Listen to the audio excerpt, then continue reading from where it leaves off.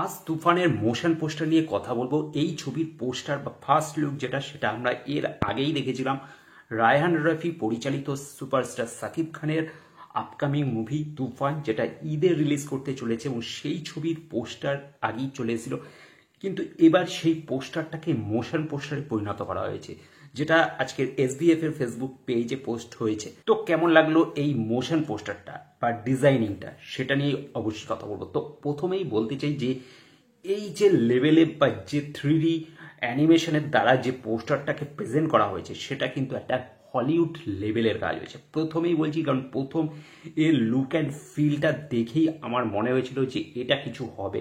এবং আমি সম্ভবত এই যখন নাকি ফার্স্ট লুক এসেছিল, সেখানেও আমি সেম কথাই বলেছিলাম যে এই যে পোস্টার ডিজাইনটা হয়েছে, সেটা পুরো হলিউড টাচ রয়েছে এই পোস্টারের মধ্যে। এবং আজকের মোশন পোস্টারটা ঠিক সেটাই প্রমাণিত করলো।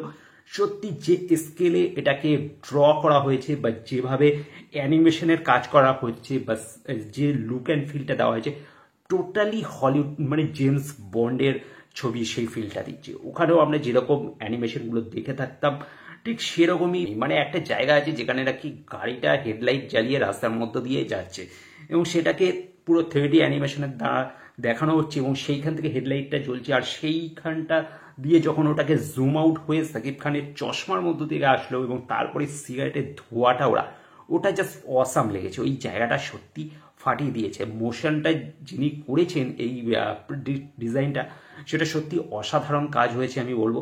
তো অবশ্যই আশা করা যায় তুফান সত্যি তুফান মাচিয়ে দেবে। এবার দেখা যাক এই ছবির অবশ্যই টিজার বা ট্রেলার দেখার জন্য আমি এক্সাইটেড, কারণ সেইটা কিভাবে ডিজাইন করে এবার সেটা দেখার। কারণ এই যে মোশন পোস্টারটা, সেটা কিন্তু আমাদের এক্সপেকটেশনটাকে অনেকটাই বাড়িয়ে দিয়েছে।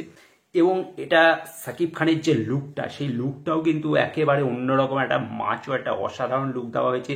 একেবারে ইউনিক ক্লাসি একটা লুক রয়েছে। তো সত্যি মনে হচ্ছে যে এই ছবিটার মধ্যে যে ফিলটা আমরা দেখতে পাচ্ছি, সেটা কিন্তু কোনো যে এটা যে একটা বাংলা ছবির মোশন পোস্টার, সেটা কোনো মতেই বোঝা যাচ্ছে না। ফলে এই ছবিটা কিন্তু একটা, আমার মনে হয় যে প্যান ইন্ডিয়া রিলিজ করা উচিত, এবং সেই লেভেলেরই কাজ হচ্ছে। আশা করছি এটা প্যান ইন্ডিয়াই হয়তো রিলিজ হবে। তো দেখা যাক সেরকম কিছু অ্যানাউন্সমেন্ট অফিসিয়ালি এসছে কিনা, আমার ঠিক জানা নেই। জানা থাকলে তোমরা অবশ্যই কমেন্ট করে আমাকে জানিও।